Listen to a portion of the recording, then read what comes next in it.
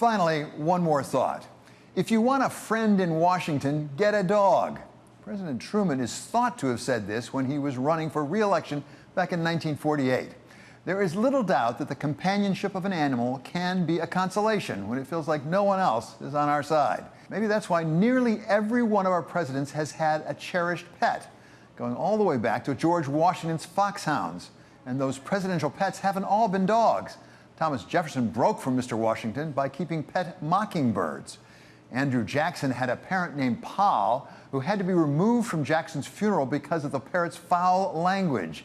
You can decide where the bird may have picked that up. But despite the assorted goats, sheep, and pigs kept by presidents down through the ages, by far the most popular presidential pets have been dogs. The most famous was FDR's beloved Fala, a Scottish terrier who was President Roosevelt's constant companion. Fala even became an issue in Mr. Roosevelt's campaign for re-election in 1944, when Republicans claimed that millions of taxpayer dollars had been spent sending a destroyer to retrieve the dog from the Aleutian Islands after he'd been left behind.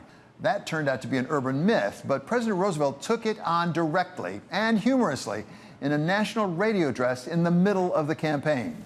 These Republican leaders have not been content with attacks on me or on my wife or on my son.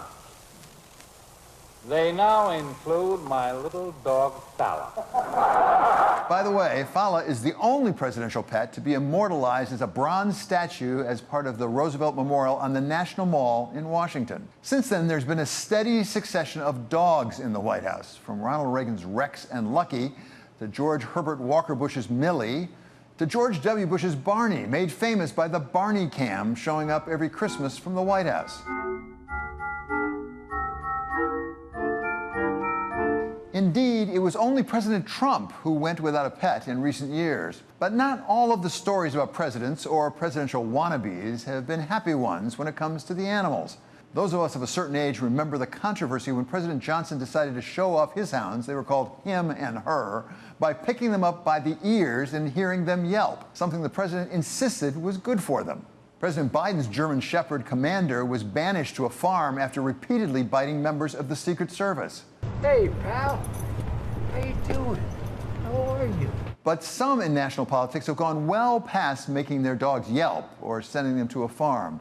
South Dakota Governor Kristi Noem, in the running to become Donald Trump's running mate at one point this year, did herself no favors when she admitted in her autobiography that she'd shot her dog when he misbehaved. And then this week, presidential candidate RFK Jr., in an interview with Roseanne Barr, admitted that he'd come across a dead bear cub in upstate New York, put it in his car, drove it to Manhattan, and then staged its death by bicycle in Central Park because, according to Mr. Kennedy, he didn't want the meat to go to waste. I said, let's go put the bear in Central Park and we'll make it look like he got hit by a bike.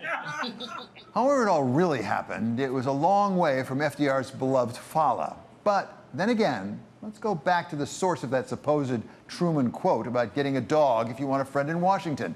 It turns out that there is no evidence President Truman ever said anything about making a friend of a dog. Indeed, when he was asked about a Cocker Spaniel he'd been given by a supporter, he said simply that it was around someplace. The someplace turned out to be Ohio, where Feller had been sent because, as the president put it, I didn't ask for him and I don't need him. But if my own dogs, Whiskey and Walker, are watching, don't worry. We have no plans of shipping you to Ohio.